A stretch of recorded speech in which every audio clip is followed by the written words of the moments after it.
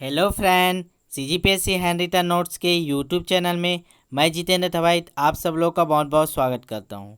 तो आज हम लोग अपने प्राचीन इतिहास के बारे को आगे बढ़ाते हुए आज हम लोग बात करेंगे सिंधु घाटी सभ्यता पर, इंडस वैली सिविलाइजेशन। तो हम लोग आज बात करेंगे सिंधु घाटी सभ्यता। तो सिंधु घाटी सभ्यता क्या है? एक कांस्ययुगीन सभ्यता थी जो कि इतिहास के आद ऐतिहासिक काल से संबंधित है। अब बात करें इस सभ्यता की जानकारी कैसे हुई, तो इस सभ्यता की जानकारी का प्रमुख स्रोत क्या था? पुरातात्विक खुदाई थी। ये कई बार एग्जाम में पूछा जाता है कि इसका स्रोत क्या है, तो पुरातात्विक खुदाई। अब हम लोग बात करें कि इसका नामकरण सिंधु घाटी सभ्यता कैसे पड़ा।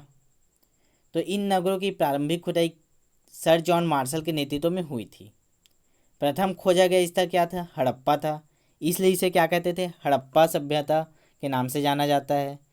अब सिंधु घाटी सभ्यता के नाम के बारे में जाने, तो चूंकि आरंभिक खुदाई या उत्खनन सिंधु नदी और उसकी सहायक नदियों के आसपास हुई थी, अतः सर जॉन मार्शल के द्वारा सिंधु घाटी की सभ्यता कहा गया। तो एक दो तीन पॉइंट याद रखना। और इसका अन्य नाम क्या क्या देखा जाता है? तो हड़प्पा सभ्यता देखा जाता है, सिंधु घाटी सभ्यता, सरस्वती सभ्यता, कांस्ययुगीन सभ्यता, और सबसे महत्वपूर्ण बात, ये एक प्रथम नगरी सभ्यता थी, तो इसे नगरी सभ्यता के नाम से भी जाना जाता है। ठीक है। अब अगले पॉइंट पर अगर बात करें तो क्या है? सिंधु घाटी सभ्यता काल निर्धारण के बारे में बात करेंगे। तो जो कार्बन डेटिंग पद्धति के द्वारा हड़प्पा सभ्यता की तिथि 2500 ईसा पूर्व से 1750 ईसा पूर्व माना गया है। कार्बन डेटिंग पद्धति से कितना? 2500 से 1750। और कई और विद्वान थे जैसे मार्टिमन व्हीलर, उसने क्या बोला था? 2500 से 1500 बीसी। और जॉन मार्शल के अनुसार 3250 से 2750 ईसा पूर्व माना गया। ठीक है। तो ये कुछ पॉइंट है जो आप लोग को हमेशा याद रखना है, वनडे एग्जाम में क्वेश्चन बनता है। तो वीडियो को आप लोग अपने दोस्तों तक शेयर कीजिए और ज़्यादा से ज़्यादा चैनल को सब्सक्राइब कीजिए। और एक बात और, आप लोग बेल आइकन को प्रेस करके रखिए ताकि जैसे ही वीडियो अपलोड हो आप लोग को नोटिफिकेशन मिलते रहे। ठीक है। अब हम लोग आगे बात करेंगे हड़प्पा सभ्यता की विस्तार के बारे में। ठीक है, कहाँ से कहाँ तक फैला हुआ है। तो हड़प्पा सभ्यता की सीमा क्या है? तो इसको देखिए चारों दिशा में। सबसे पहले उत्तर में क्या है? मांडा, जो कहाँ है? जम्मू कश्मीर में। पूर्व में क्या है? आलमगीरपुर, वो कहाँ है? मेरठ में है। पश्चिम में क्या है? सुटका डैगोर, वो कहाँ है? बलूचिस्तान में है। ठीक है।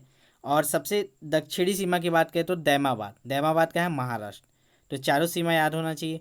उत्तर में क्या है? मांडा, दक्षिण में क्या है? दैमाबाद, और पूर्व में क्या है? आलमगीरपुर, और पश्चिम में क्या है? बलूचिस्तान, सुटका डैगोर। ठीक है। तो ये चारों सीमा याद होना चाहिए। अब हम लोग देखते हैं कुछ इम्पॉर्टेंट नगर जिससे हमेशा क्वेश्चन बना हुआ है। नदियों के किनारे बसे हड़प्पा कालीन नगर। तो जो हड़प्पा है, हड़प्पा किस नदी के किनारे बसा है? तो रावी नदी के किनारे। मोहनजोदारो किस नदी के किनारे बसा है? तो सिंधु नदी। लोथल क्या है? भोगवा नदी के किनारे। कालीबंगा किनारे। रोपड़ क्या है? सतलज नदी के किनारे। आलमगीरपुर क्या है? हिंडन नदी के किनारे। सुटका डैगोर दास्क नदी। कुषाण सरस्वती नदी। चन्हूदारो सिंधु नदी। ठीक है। तो ये कुछ इंपॉर्टेंट शहर थे। ठीक है, जो किन किन नदी के किनारे बसे हुए, ये क्वेश्चन बनता है। तो सरस्वती नदी में कितने शहर? दो। कौन कौन से? बनवाली हो गया और एक कुषाण। ठीक है। सिंधु नदी में भी दो, चन्हूदारो और मोहनजोदारो। ठीक है। तो ये इसको याद रख लेना आप लोग। ठीक है, कई बार बना बना क्वेश्चन। अब आगे बात करते हैं हम लोग हड़प्पाकालीन जो स्थल है और उसके खोज करता। पहले देख लिए उसके नदी, कौन कौन नदी के किनारे उसको खोजा गया है। अब किसने खोजा, मतलब उसका उत्खनन कार्य किसने किया, उसके बारे में बात करेंगे। तो सबसे पहला क्या है? मोहनजोदारो। मोहनजोदारो की खोजकर्ता कौन थे? राखाल दास बनर्जी और मार्टिमन व्हीलर। ठीक है। मोहनजोदारो खोजकर्ता कौन है? राखाल दास बनर्जी, मार्टिमन व्हीलर। हड़प्पा दयाराम साहनी, माधव स्वरूप वत्स और व्हीलर। ठीक है। हड़प्पा के क्या है? दयाराम साहनी, माधव स्वरूप वत्स और व्हीलर। चन्हूदरो, अब चन्हूदरो का कौन है? गोपाल मजूमदार और अर्नेस्ट मैके। कौन है? गोपाल मजूमदार और अर्नेस्ट मैके। उसके बाद आता है लोथल। लोथल के खोज करते कौन थे? रंगनाथ राव। याद रखना है, मोस्ट इंपॉर्टेंट, रंगनाथ राव। फिर आता है कालीबंगा।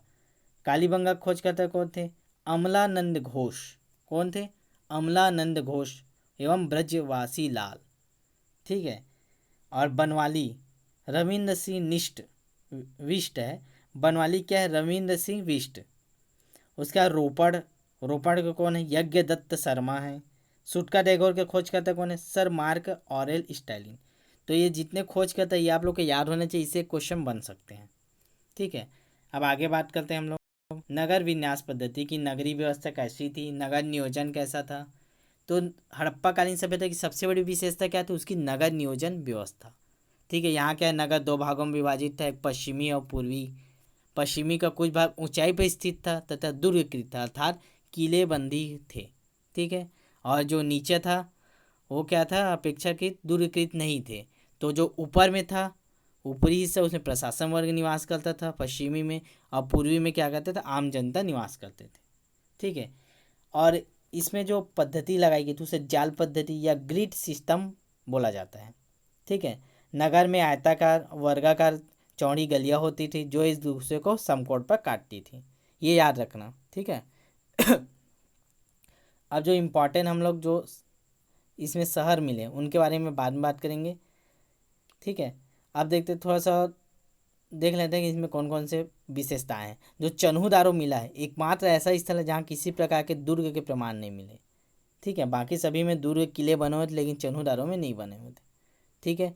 और जो ग्रिड व्यवस्था था, ग्रिड पद्धति, उसमें क्या है? जो इसकी ईंटों की लंबाई थी वो 4:2:1 4:2:1 में था। तो कई बार ये भी क्वेश्चन बना है ईंटों की ऊंचाई चौड़ाई और लंबाई का अनुपात कितना था? तो 4:2:1 याद रखना। ठीक है। अब पक्की ईंटों का प्रयोग किया गया था, लेकिन जो कालीबंग है इसका अपवाद है जहाँ से कच्चे ईंटों के अवशेष प्राप्त हुए हैं। ठीक है। तो नगर नियोजन में समांतर क्रम में एक तल वाले भवनों की अधिकता थी, कुछ स्थानों पर द्वितल वाले भवन भी थे।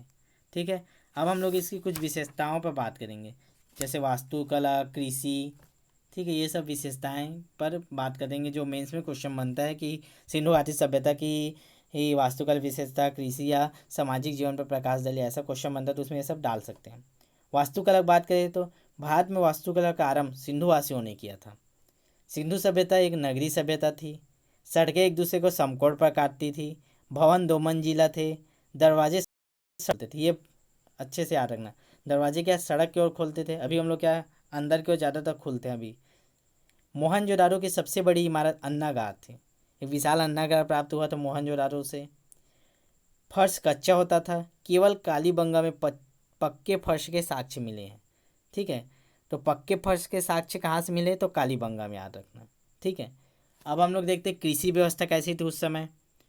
विश्व में कपास का उत्पादन सर्वप्रथम सिंधुवासियों ने किया। ठीक है। ये याद रखना, कपास, इंडस। ठीक है। विश्व में कपास का उत्पादन सर्वप्रथम सिंधुवासियों ने किया। सिंधुवासी चावल, ठीक है, जिसके साक्ष्य कहाँ से मिले थे? लोथल से मिले थे। बाजरा, बाजरा के साक्ष्य कहाँ मिले थे? लोथल और सौराष्ट्र दोनों जगह से मिले थे। रागी, सरसों, ये दोनों के साक्ष्य कहाँ से मिले? कालीबंगा का उत्पादन करते थे। तो सिंधुवासी क्या क्या उत्पादन करते थे? चावल, बाजरा, रागी, सरसों। ठीक है। ये याद रखना। सिंधुवासी हल का यूज़ करते थे। ठीक है। और हल कहाँ से मिला है? तो बनावली। ठीक है। तो हल का साक्ष्य कहाँ से मिला है? बनावली से। कालीबंगा से जुटे हुए खेत के साक्ष्य प्राप्त हुए हैं। कालीबंगा से क्या हुए? जुटे हुए खेत के साक्ष्य प्राप्त हुए हैं। गन्ना का कोई भी साक्ष्य प्राप्त नहीं हुआ, याद रखना, ये मोस्ट इंपॉर्टेंट। गन्ना का कोई भी साक्ष्य प्राप्त नहीं हुआ है। तो कृषि से संबंधित हो गया। ठीक है। अब हम लोग देखते हैं पशुपालन से संबंधित। ठीक है। तो सिंधुवासी क्या है? हाथी घोड़े से परिचित थे किंतु उन्हें पालतू बनाने में असफल रहे। हाथी घोड़े जानते थे क्योंकि कई साक्ष्य मिले, कई उनके चित्र मिले हैं। घोड़े का साक्ष्य सुरकोटरा से मिला है, याद रखना। घोड़े का साक्ष्य कहाँ से मिला है? सुरकोट्टा से। इसमें क्या अस्थिर पंजर प्राप्त हुए हैं। ठीक है। सिंधुवासियों को गैंडों, बंदर, भालू, खरहा आदि जंगली जानवरों का ज्ञान था। शेर का कोई भी साक्ष्य नहीं मिला है। ये भी कई बार इंपॉर्टेंट क्वेश्चन बना है कि निम्न में से सिंधु घाटी सभ्यता में साक्ष्य नहीं मिले, तो शेर का साक्ष्य नहीं मिला, याद रखना। और खेती में गन्ना नहीं मिला है। ठीक है। अब व्यापार और वाणिज्य की बात करें तो सिंधु सभ्यता में मुद्रा का प्रचलन नहीं था। क्रय विक्रय वस्तु विनिमय में आधारित थी कि तुम मुझे ये सामान दे दो, मैं तो उसके बदले ये सामान दे देता हूँ, ऐसा चलता था। सिंधु सभ्यता के लोग अन्य सभ्यता के लोगों के साथ व्यवहार करते थे, इसके साक्ष्य मिले हैं। अब हम लोग देखते हैं कि सिंधु घाटी सभ्यता के लोग क्या क्या सामान क्या करते थे, आयातित करते थे। ठीक है, उस पर बात करेंगे। जैसे टीन टीन कहाँ से आयातित करते थे? अफ़गानिस्तान, ईरान से। तांबा कहाँ से? खेतड़ी, राजस्थान से। चांदी अफ़गानिस्तान व ईरान से। सोना अफ़गानिस्तान व दक्षिण भारत से मंगाते थे। सीसा ईरान, अफ़गानिस्तान, राजस्थान से। और लाजवड़ मेसोपोटामिया एवं अफ़गानिस्तान से। तो अगर हम लोग देखें तो मेन अफ़गानिस्तान से और राजस्थान से, ये सबसे क्या होता है, अच्छा व्यापार होता था इन लोग का। ठीक है। संभवतः हड़प्पा सभ्यता में शिथिलियों व्यापारियों का शासन था। ऐसा माना जाता है कि जो प्रशासन वर्ग थे वो व्यापारी के हाथ में था। प्रशासन क्या था? व्यापारी के हाथ में था। ठीक है। इसी को बोला गया, जो हंटर है, हंटर वैज्ञानिक, उसने क्या बोला है? मोहनजोदारो की शासन प्रणाली राजतंत्रात्मक न होकर गणतंत्रात्मक थी। और जो मैके है, वैज्ञानिक मैके, उसने क्या बोला था?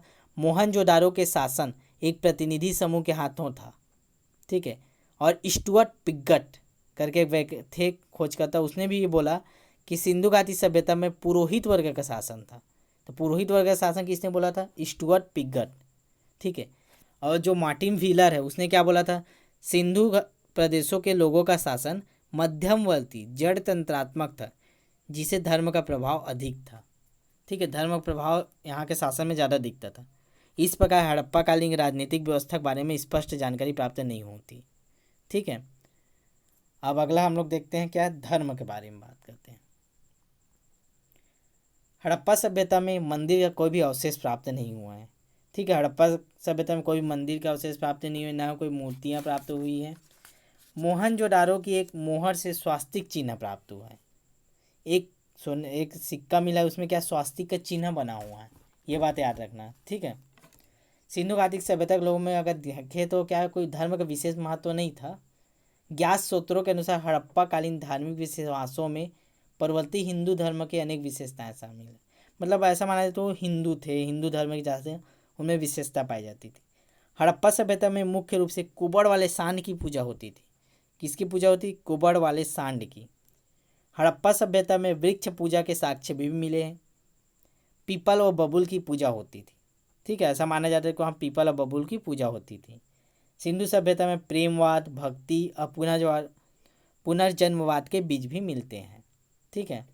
तो इस प्रकार सिंधु सभ्यता के लोग प्रकृति पूजा से संबंधित थे। ठीक है। जैसे कि कालीबंगा हो गया, लोथर में क्या अग्नि पूजा के अवशेष मिले हैं। मोहनजोदारो से प्राप्त बृहद स्नानागार धार्मिक अनुष्ठान के पहले सामूहिक स्नान की ओर इंगित करता है। मतलब ऐसा माना जाता है कि कोई भी जैसे यज्ञ होना है तो उससे पहले क्या करते थे? सब नगरवासी जाते थे और जो सामूहिक स्नानागार थे उसमें स्नान करके पूजा पाठ करते थे। और देवता में बात करें तो क्या पद्मासन में बैठा हुआ एक देवता मिला है, पशुपतिनाथ। ठीक है। और शिव पूजा, ये दोनों की ओर क्या इंगित करते हैं कि पशुपतिनाथ और शिव पूजा की ओर पूजा करते थे। ठीक है। और बाकी देखें मूर्ति पूजा का भी उल्लेख है, लेकिन किंतु मंदिर निर्माण का कोई भी साक्ष्य प्राप्त नहीं हुआ है। ठीक है। और एक बात और बोला जाता है, हड़प्पावासी जादू टोना ताबीज के प्रयोग पर विश्वास करते थे। संभवतः पशु बलि प्रचलित थी। ठीक है, क्योंकि जो पुजारी की एक मूर्ति मिली है, पुरोहित लोगों के आवास मिले हैं, तो ये सब इंगित करते हैं कि यहाँ धार्मिक जीवन अच्छा था। ठीक है। तो वीडियो कैसा लगा आप लोग कमेंट में बताइए, और इसके आगे हम लोग अगले वीडियो में कंटिन्यू करेंगे। तो कमेंट में बताइए कि इसके आगे आप लोग को वीडियो चाहिए, कैसा लगा, नोट्स अच्छा है कि नहीं है, और हेल्प आप लोग को हो रहा है कि नहीं हो रहा है। और अभी तक चैनल को सब्सक्राइब नहीं किए तो चैनल को सब्सक्राइब कर दीजिए। धन्यवाद।